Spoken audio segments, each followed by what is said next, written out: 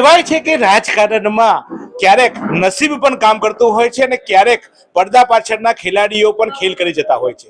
રાજકારણમાં અને ખાસ કરીને ભાજપમાં ક્યારેક કોને ટિકિટ મળશે એ નિશ્ચિત હોતું નથી, પરંતુ એ નિશ્ચિતતામાં વચ્ચે એક એવું ચહેરો છે જે ચહેરાને કદાચ તમે બહુ ઓછો જોયો હશે. આ ચહેરાને કદાચ હું પણ નથી ઓળખતો, એટલે આપ પણ ઓળખતા હશો કે ખબર નહીં, પરંતુ હવે સિંધી કેમ્પ વિસ્તારના આ ઉમેદવાર છે. શું નામ છે આપનું? કારણ કે પ્રજા તમને ઓળખતી હતી, તમારો પરિચય બી આપી દો પહેલા. મારું નામ રોશન દિલીપ કુમાર વાધવાની છે. રોશનભાઈ, કેટલા વખતથી ભાજપમાં હતા? અને ભાજપમાં મેં તો ક્યારે તમને જોયા નથી, એટલે ક્યારે ભાજપમાં આવે અને ક્યારે ટિકિટ મળી ગઈ તમને? 2 વર્ષથી હું જોતો હતો, શોખ હતો મને, બાકી 2 વર્ષથી જ મને આઈડિયા છે. 2 વર્ષથી જોતા હતા અને પછી સીધા એન્ટ્રી આવી ગઈ. કઈ રીતે એન્ટ્રી આવી? કોણ તમારા ગોડફાધર કોણ? કારણ કે ભાજપમાં તો એવું કહેવાય ગોડફાધર હોવા જોઈએ. કયા ફાધર તમારા? અમે તો નોર્મલ રીતે ફોર્મ ભર્યો હતો ને અમારું નામ આવ્યું ને અમે ખુદ પોતે શોખ હતા કે નામ આવ્યું એમ.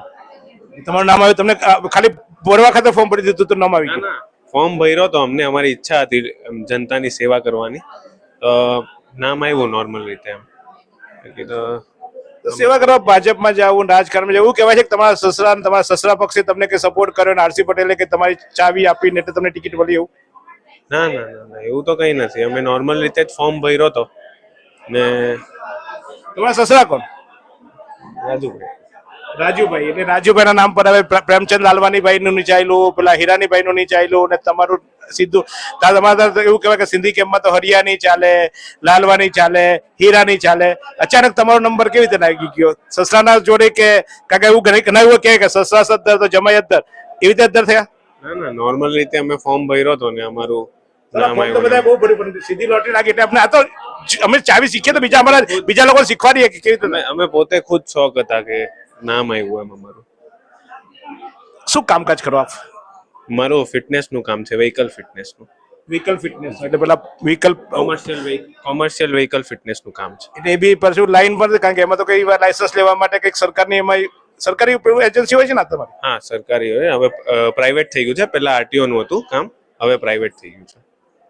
શું સેવા કરશો તમે? સેવા કરવાની ઈચ્છા હતી, સેવા તો બધી બહુ રીતે થઈ શકે, કેવી રીતે સેવા કરશો? જનતાનું જે પણ કામ કઈ બાકી હશે એ પૂરું કરશું. જેમ કે રોડ બનાવવાનું કામ, લાઇટનું કામ, જે કઈ એમની સમસ્યા હશે આપણે અમારી પેનલ મળીને પૂરી કરશું. તમે અત્યાર સુધી વિસ્તારમાં સામાન્ય કાર્યકર્તા હતા, 2 વર્ષથી તમને ઈચ્છા થઈને હવે પછી ભાજપ આવે ને હવે મન થઈ ગયું.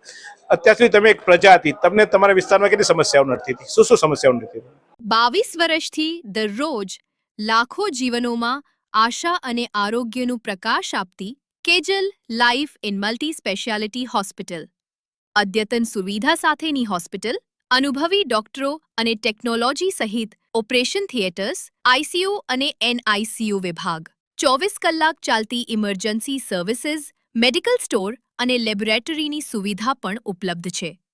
હોસ્પિટલ સેવાઓ જેમ કે ઓર્થોપેડિક વિભાગ, મગજ અને સ્પાઇન વિભાગ, યુરોલોજી અને હૃદય રોગ વિભાગ, જનરલ સર્જરી વિભાગ, ઈએનટી અને ગેસ્ટ્રોએન્ટરોલોજી વિભાગ, બાળ રોગ વિભાગ, ફિઝિયોથેરાપી સુવિધા, ડેન્ટલ, મનોચિકિત્સા વિભાગ, સ્કિન એસ્થેટિક અને પ્લાસ્ટિક સર્જરી વિભાગ અને 800થી વધુ ડાયાલિસિસ કરતું નવસારીનું એકમાત્ર ડાયાલિસિસ સેન્ટર.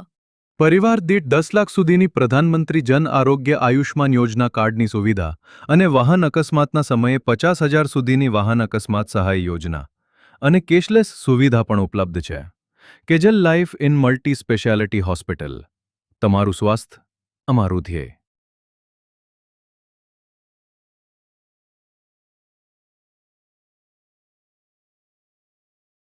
સૌથી પહેલા તો હું આવીને મારે પ્લાન્ટનું વધારે છે, ગ્રીન પ્લાન્ટેશન હું વિચારું છું કે આપણે એના પર થોડુંક ધ્યાન આપશું ને પ્લાન્ટેશનનું વધારશું એમ. અને જે કશે અમુક જગ્યાએ રોડ બમ્પર્સ નથી, એનું થોડુંક ધ્યાન રાખીને કામ કરવાનું છે ને જે કંઈ લોકોની સમસ્યા હશે એ પૂરી કરશું.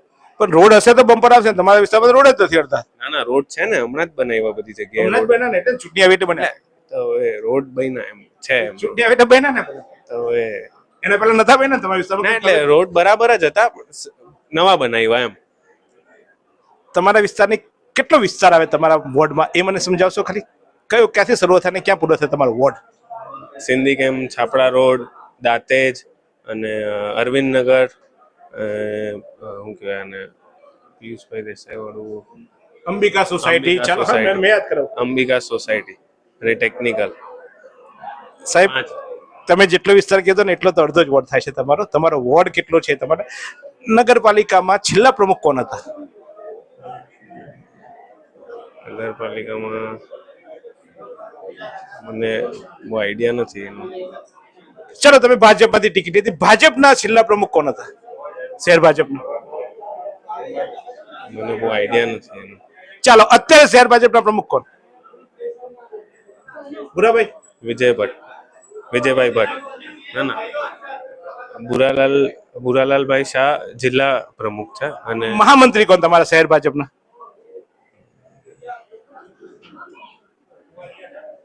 જો મારે વધારે નથી પૂછવું, કારણ કે એના જમાઈ, એના જે સસરા છે રાજુભાઈ, અમારા મિત્ર છે ને મારી આંખો કાઢે છે નીચે પાછળથી બેસીને, પાછળ NPL ના પ્રેસિડેન્ટ બન્યા છે.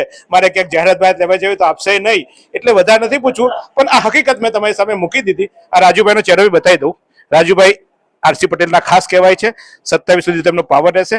અને અત્યારે NPL, હા, નવસારીના ક્રિકેટરોને જે ઘડવાનું કામ કરવાનું છે NPL, એ કામ રાજુભાઈ કરવાનું છે. એની બાજુમાં મારા શેઠ બેઠા છે, ગમે ત્યારે ગમે તેને આ, એટલે એ બધા આંખો કાઢતા હતા વધારે સવાલ પૂછતો હતો. એટલે થોડીક શરમ, પત્રકાર છું પણ મેં કીધું ને કે હું પત્રકાર નથી રહ્યો, હવે તો હું ખાલી પેલી જાગૃત નાગરિક રહ્યો છું, કારણ કે આ બધાની શરમ નડે છે. બાકી તો ઘણું પૂછવું છે, પણ તમે સમજી જજો કે કેવાને ટિકિટ આપવામાં આવી છે. ભાજપના વર્ષો સુધી કામ કરનારા કાર્યકર્તાઓ પણ લાઈનમાં હતા, એમને પણ ફોર્મ ભર્યા હતા. આ ભાઈને ઈચ્છા થઈ, શોખ થયો અને ફોર્મ ભરી દીધો અને ટિકિટ મળી ગઈ છે. આ છે શહેરના ભાજપની જે હકીકત છે, એ આપના સુધી મૂકવાનો મારો પ્રયાસ છે. ભાજપે જે કર્યું હશે સારું કર્યું હશે, વિચારને કર્યું હશે, દીર્ઘદ્રષ્ટિ વાળો પક્ષ છે. આશા રાખીએ કે દીર્ઘદ્રષ્ટિથી એમને ટિકિટ આપી હશે. પરંતુ જે એક સામાન્ય વ્યક્તિના મગજમાં સવાલો ઉઠે, એક ભાજપના કાર્યકર્તાના મનમાં જે સવાલો ઉઠે, એ સવાલો મેં એમને પૂછ્યા છે અને એ સવાલોનો જવાબ મેળવવાના પ્રયાસ કરે છે. મારે કોઈને નીચા બતાવવા માટે, પક્ષનું નીચું બતાવવા માટે આ પૂછ્યું નથી. જે હકીકત છે એ તમારા સુધી પહોંચાડવાનો પ્રયાસ કર્યો છે. જોતા જ રહો આ જ રીતે નવસારી.